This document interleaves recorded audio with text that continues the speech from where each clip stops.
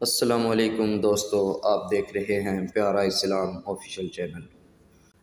دوستو، ویڈیو شروع ہونے سے پہلے ویڈیو کے نیچے انگوٹھے کا نشان ہے، اس کو دبا کر لائک کریں اور چینل کو سبسکرائب کریں تاکہ ہر نئی آنے والی ویڈیو آپ تک پہنچتی رہے۔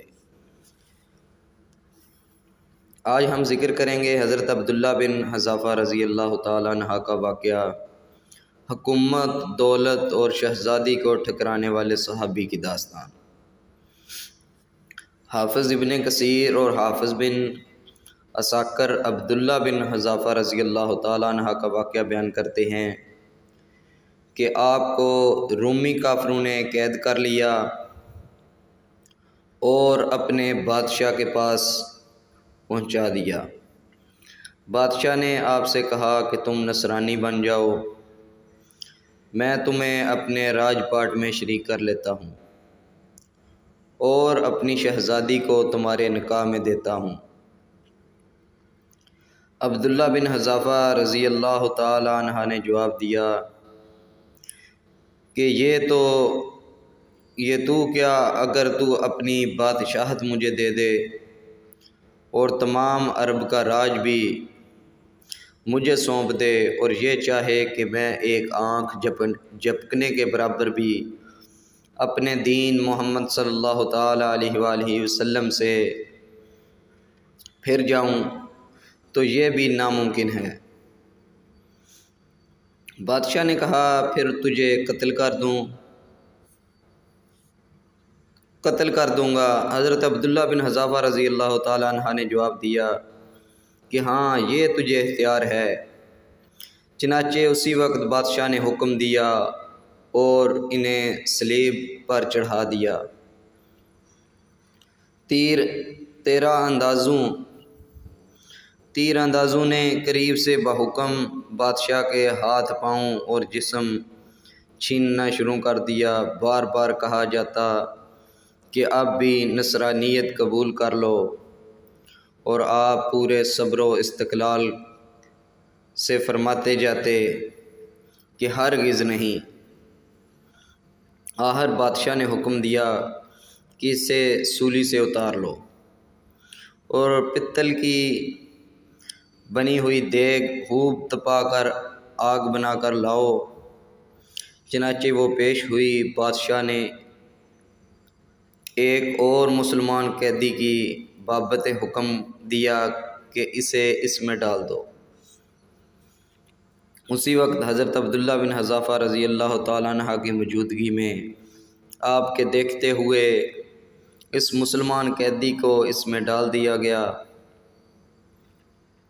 وہ مسکین صحابی اسی وقت چرمر ہو کر رہ گئے، گوشت پوشت جل گیا اور ہڈیاں چمکنے لگی۔ پھر بادشاہ نے حضرت عبداللہ بن حذافہ رضی اللہ تعالی عنہ سے کہا کہ دیکھو، اب بھی وقت ہے، بات مان لو اور ہمارا مذہب قبول کر لو، ورنہ اسی آگ کی دیگ میں اسی طرح تمہیں بھی ڈال کر جلا دیا جائے گا۔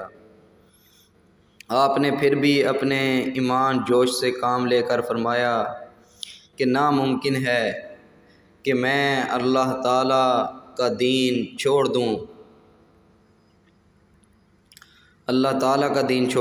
اسی وقت بادشاہ نے حکم دیا کہ انہیں چرخی پر چڑھا کر اس میں ڈال دو۔ جب یہ اس آگ کی دیگ میں ڈالے جانے کے لیے چرخی پر اٹھائے گئے تو بادشاہ نے دیکھا کہ ان کی آنکھوں میں سے آنسو نکل رہے ہیں۔ اسی وقت اس نے حکم دیا کہ رک جائیں اور انہیں اپنے پاس بلا لیا، اس لیے کہ اب اسے امید بن گئی تھی کہ شاید اس عذاب کو دیکھ کر اس کے خیالات بدل گئے ہوں، میری مان لے گا اور میرے مذہب کو قبول کر کے میری دامادی میں آ کر میری سلطنت کا سانجی بن جائے گا۔ لیکن بادشاہ کے یہ تمنا بے سود نکلی۔ حضرت عبداللہ بن حذافہ رضی اللہ تعالی عنہ نے فرمایا کہ میں صرف اس وجہ سے رویا تھا کہ آج ایک ہی جان ہے جسے اللہ کی راہ میں اس عذاب کے ساتھ قربان کر رہا ہوں۔ کاش میری روحوں میں ایک ایک جان ہوتی تو آج سب جانے اللہ کی راہ میں ایک ایک کر کے فدا کر دیتا۔ بعد روایت میں آتا ہے کہ آپ کو قید خانے میں رکھا اور کھانا پینا بند کر دیا۔ کئی دن کے بعد شراب اور خنزیر کا گوشت بھیجا، لیکن آپ نے اس بھوک سے بھی اس کی طرف توجہ نہ فرمائی۔ بادشاہ نے آپ کو بلاوا بھیجا اور اسے نہ کھانے کا سبب دریافت کیا تو آپ نے جواب دیا کہ اس حالت میں میرے لیے جائز تو ہو گیا ہے، لیکن میں تجھ جیسے دشمن کو اپنے بارے میں خوش ہونے کا موقع بھی نہیں دینا چاہتا۔ اب بادشاہ نے کہا کہ اچھا، تم میرے سر کا بوسہ لے لو تو میں تمہیں اور تمہارے تمام کے تمام قیدیوں کو رہا کر دیتا ہوں۔ آپ نے اسے قبول فرمایا اور اس کے سر کا بوسہ لیا، اور بادشاہ نے بھی اپنا وعدہ پورا کیا، آپ کو اور آپ کے ساتھیوں کو چھوڑ دیا۔ جب حضرت عبداللہ بن حذافہ رضی اللہ تعالی عنہ یہاں سے آزاد ہو کر حضرت عمر فاروق رضی اللہ تعالی عنہ کے پاس پہنچے تو آپ نے انہیں بڑے ادب کے ساتھ منبر رسول صلی اللہ تعالی علیہ وآلہ وسلم پر بٹھایا اور فرمایا کہ عبداللہ، اپنا واقعہ ہم کو سناؤ۔ چنانچہ جب آپ نے شروع کیا تو خلیفۃ المسلمین کی آنکھوں سے آنسو بہنے لگے، تو آپ نے فرمایا کہ ہر مسلمان پر حق ہے کہ عبداللہ بن حذافہ رضی اللہ تعالی عنہ کی پیشانی چومے، اور میں ابتدا کرتا ہوں۔ یہ فرما کر پہلے آپ نے ان کا بوسہ لیا اور پھر جمیع مسلمانوں نے